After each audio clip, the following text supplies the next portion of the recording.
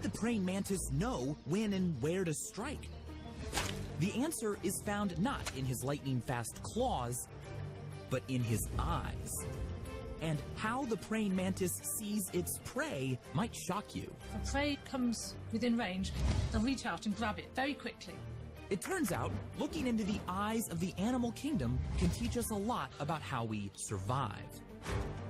The eye is an extraordinary part of our biological survival kit. From how it moves, to tracking other movement. When you study vision, you realize how much of what we're seeing is an amazing creation of our nervous system. From gazing panoramically. That way they can see predators, and that way they can also see in front of them if they have to run from a predator. To detecting color. That's what the chick's like. And even seeing the invisible. Nobody can see circularly polarized light except those shrimp. New discoveries are changing the way we look at eyes in the animal kingdom. And once we know those structures, the question is how can we mimic them? And these breakthroughs could be crucial to our own species' future survival.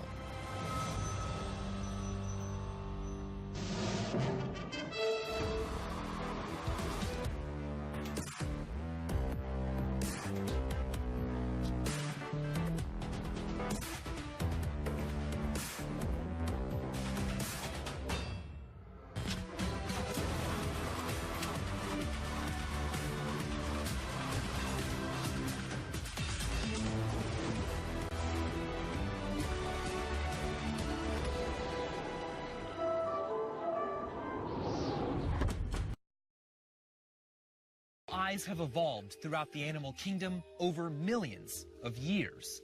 But evolution doesn't just stop. Everything alive is, well, still evolving. But is it possible that our understanding of this process could inspire us to create new forms of vision?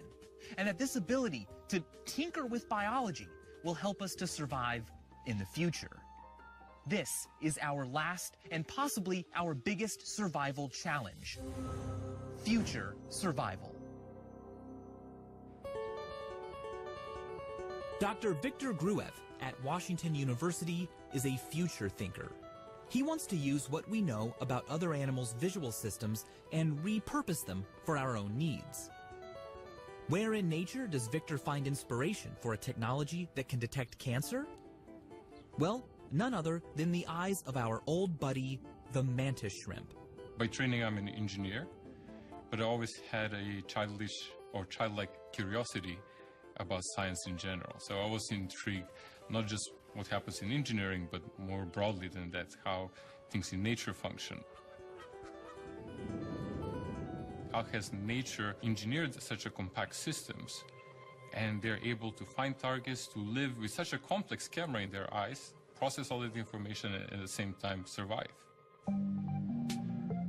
Victor is fascinated by the mantis shrimp because of its ability to see circular polarized light, and has studied its eyes in depth. So once we know those structures, the question is how can we mimic them? Victor created a camera that replicates anatomical structures in the mantis shrimp's eyes, hoping to make a camera that sees circular polarized light, just like they do. But while this is super cool, what exactly is the point of seeing polarized light if you are not a mantis shrimp? Circular polarized light has been used to find strains and weaknesses in tendons and ligaments, but there has never been a device that can actually see and record these strains in real time without months of study. This camera is exactly what another scientist, Dr. Spencer Lake, was looking for to advance his research. We hope to provide better fundamental understanding of how connective tissues like tendons and ligaments work, but also inform how to prevent injuries, but when injuries do occur, better guide or give standards for treatment. So is Spencer telling us that this camera might be able to help someone regain the use of a limb so they can move again? Well, not quite yet. They have to test out the camera first. They use a slice of a cow tendon for the experiment. They freeze it and then slice it into super thin layers. They then attach the tendon to a machine that simulates wear and tear on the tendon, like how you stretch your knee or hold out your arm. Underneath the sample, they place a circularly polarized light, and atop of the sample, the camera. Victor, Spencer, and their assistants stretch the tendon to see if they can see any weakness. Oh, okay, look at that. Oh, wow, it looks great. You can really see the change here. So there we see a pretty drastic change in the angle as the tendon gets pulled to tension. It turns out that Victor's camera can show the weakness in a tendon or ligament. I think if we can push this technology forward, I think it could truly revolutionize the way in which we approach certain kinds of treatments and ways in which we handle injuries or repair these types of injuries. This was a very promising breakthrough, but it turned out to be just the tip of the iceberg. The camera also appears to be able to detect cancerous cells. Polarization imaging technology has the potential of change and revolutionize the way we approach a lot of problems in medicine. It can help us in diagnosing cancer much early. And more so, this technology is very cheap, it's highly sensitive, it's very compact, and it can be available in many places around the world that might not have the resources to do early diagnosis of cancer.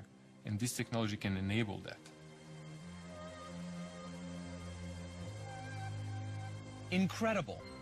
Being able to detect cancer earlier, all based on the visual system of a mantis shrimp.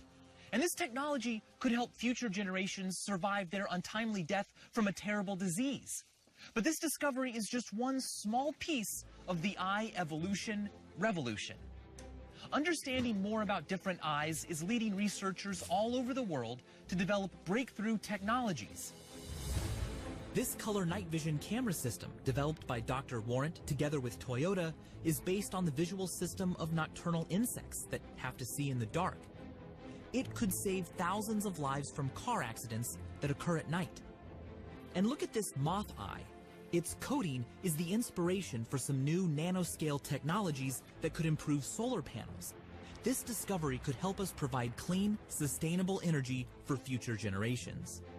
DARPA, along with Boston Dynamics, have taken stereo vision research to a new level in their Atlas robots. They hope these robots will aid in emergency situations where humans can't survive. In the future,